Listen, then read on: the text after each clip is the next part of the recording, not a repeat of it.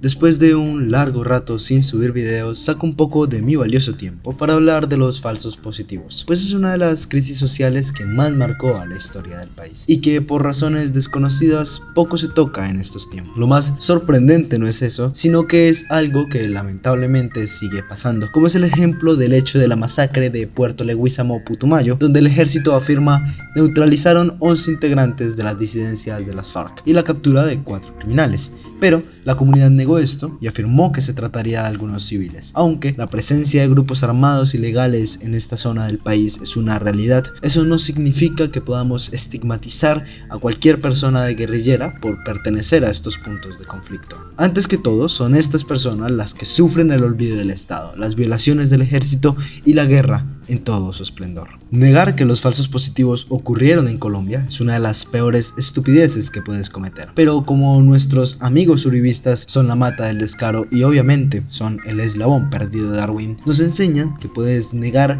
hasta el hecho más obvio. Así que para recapitular voy a explicar el hecho de los falsos positivos para que aquellas personas que tienen dudas y que tienen mucho espacio entre sus neuronas logren comprender de lo que hablamos.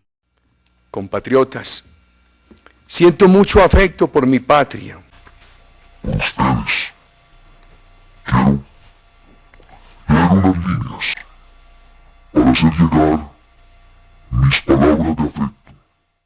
Los falsos positivos son el hecho que ocurrió entre los periodos de 1978 y 2010, en el que los militares asesinaban civiles y los hacían pasar por guerrilleros muertos en combate. Obviamente eran acciones que altos mandos del ejército dirigían a los militares subordinados, como es el ejemplo del general Mario Montoya, quien fue comandante del Ejército Nacional de 2006 a 2008. En su mando hubieron por lo menos 44 presuntas ejecuciones extrajudiciales. El término falso positivo fue la denominación que la prensa nacional le dio a los civiles asesinados supuestamente en combate. La mayoría de las personas afectadas eran obviamente comunidades vulnerables, estudiantes y desempleados, aunque los perpetradores no eran únicamente los militares. También, como destaca una desclasificación de la CIA, el gobierno de Estados Unidos admite tener un conocimiento de los hechos y sabían que grupos paramilitares y narcotraficantes se dieron apoyo en la ejecución de civiles de manera extrajudicial. Podemos ver también, con leer un poco el informe de la Alta Comisión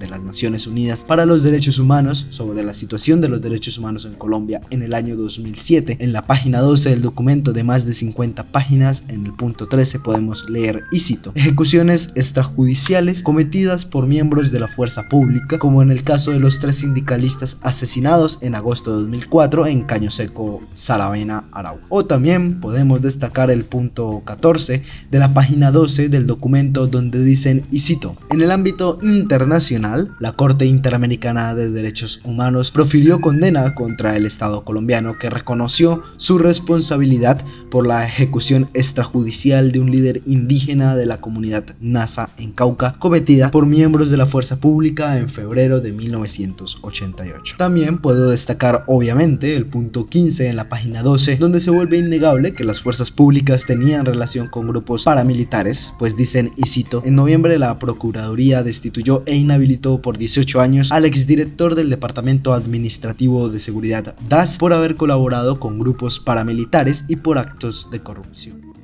Podemos estudiar el tema por horas y aún así quedarán dudas sobre quiénes son los presuntos responsables.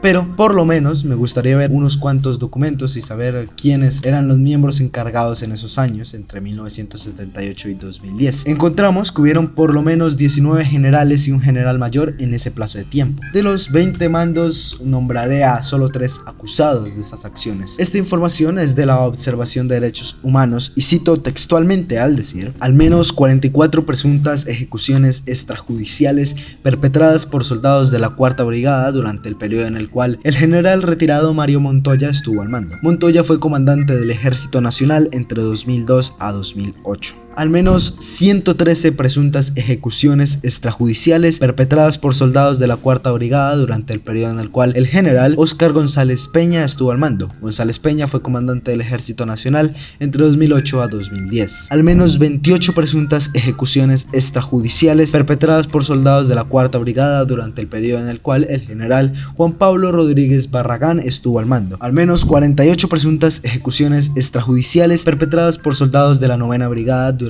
el periodo en el cual el general Jaime Lasprilla Villamizar estuvo al mando. Y aquí únicamente recojo 233 casos de los más de 6.402 casos que la Fiscalía reporta. Los responsables llegan hasta niveles de mando presidencial y el mayor presunto acusado e involucrado en estos hechos es el expresidente Álvaro Paraco Vélez. Pues es imposible no hablar de falsos positivos y no nombrar a su mayor referente. Pues vamos a analizar las cosas un poco más a profundidad.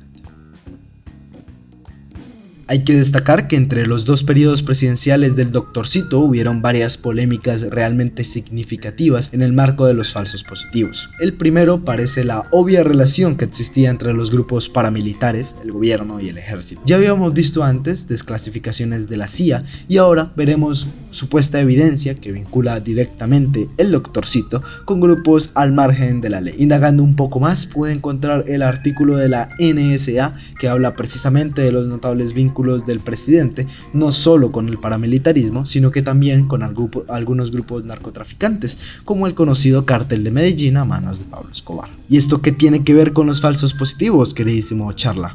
Pues considerando que el 80% de los falsos positivos ocurren en el periodo presidencial de Álvaro, se señala una clara relación entre estos dos hechos, la presidencia del doctorcito Uribe y los falsos positivos. Además de que gran parte de los miembros del ejército quienes fueron responsables de los falsos positivos ocurrieron directamente en el periodo 2002 y 2010, como puede ser el mayor general Hernán Giraldo Restrepo. Giraldo comandó entre 2004 y 2006 la 10ª Brigada Blindada con presencia en Cesar y La Guajira.